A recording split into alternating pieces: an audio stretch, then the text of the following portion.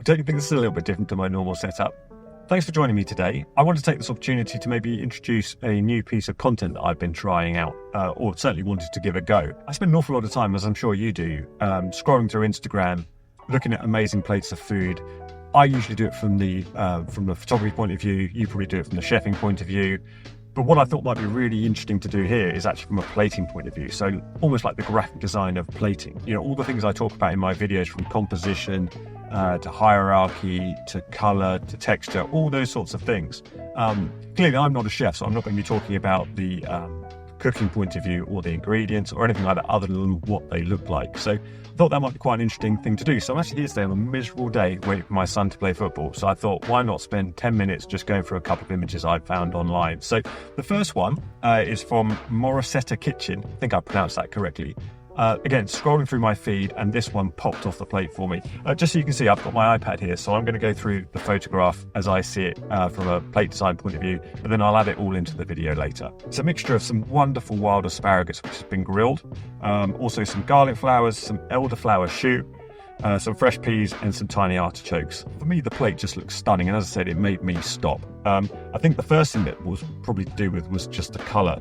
You've got a beautiful white plate, white background, and then this beautiful curve of green.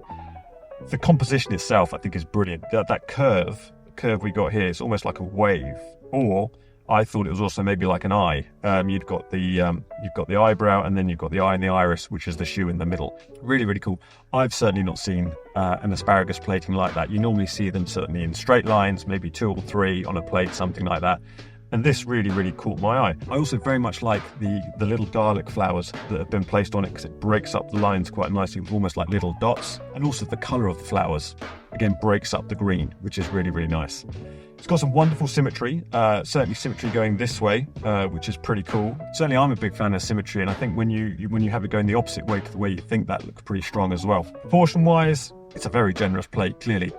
I think theme-wise that works. It's clearly a rustic plating. It's clearly quite modern as well, I think, because of the choux with the liquid in the middle. I'm not entirely sure what that is, but it's a very modern plating. But the rustic nature of it, again, with the way it's served, is really strong. There's so much to like about this plate, but I'd be really intrigued to know what you think. I'm just going to do this one here, and then I'm going to maybe move back into my normal setup for the next one.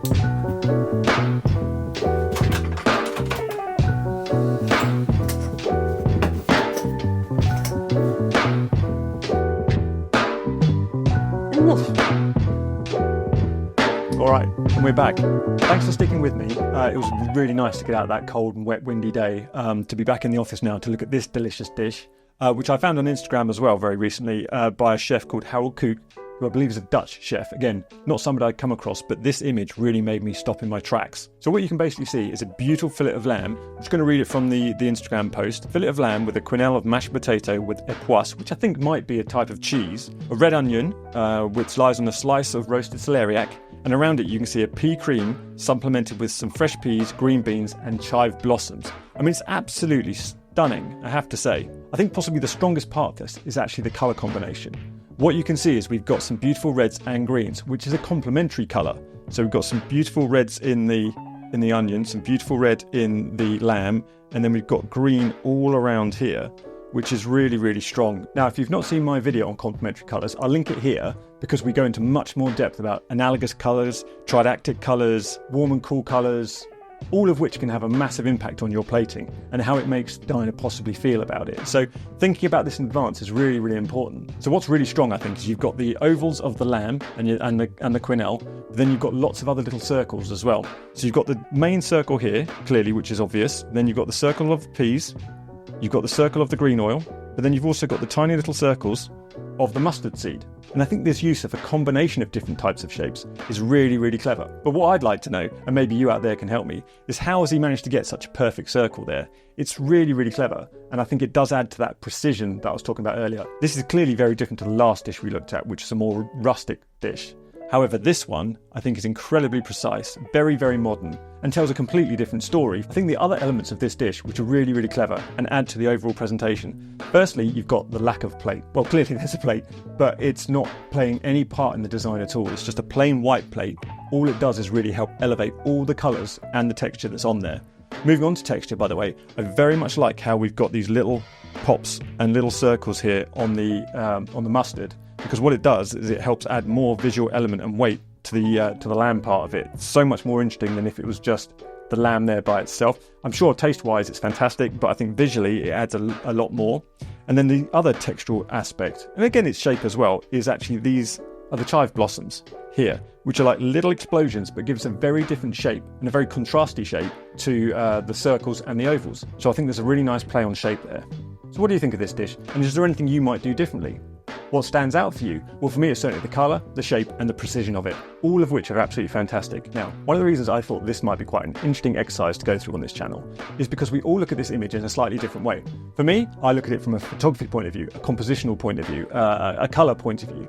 You might be scrolling through Instagram for more inspiration about how to cook something or what ingredients people are using. However, you might have seen one of my videos recently about reverse engineering and using that as a framework for getting more plating ideas. So I'd be really interested to know what techniques you might take from a dish like this. I think for me, the most interesting thing I would take away from this is the circle of the pea cream keeping the sauce in place, because this would provide so many different creative outlets in terms of colour, texture. I mean, the fact he's put the green oil in there as well really makes a difference, but I think there'd be so many different ways to use this creatively that this would certainly be something I would use, not to copy, because clearly you can add to your own recipe, but it'd be a fantastic way to add something a little bit different, a little bit more interesting, but again would create a lot more drama on your plates. So again, in the comments below, why don't you let me know what you would take away from a dish like this? Alright, my fellow platists, so what did you think of that style of video? Was there any use in it for you?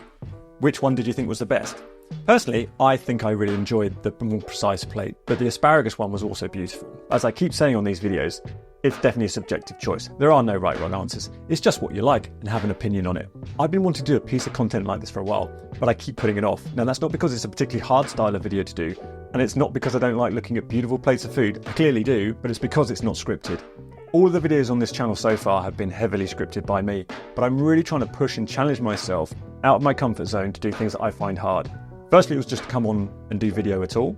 Then it's to try and do stuff in a bit more natural and a bit less scripted way. So hopefully it comes across to you a little bit more engaging. Talking to camera has always been a real challenge for me, so I really want to get better. This is especially important because I talk a lot on this channel about self-improvement, development and growth, and not being afraid of failure. So I feel I should really live and die by my own sword. So if you have any feedback out there for me, it'd be brilliant to hear it in the comments.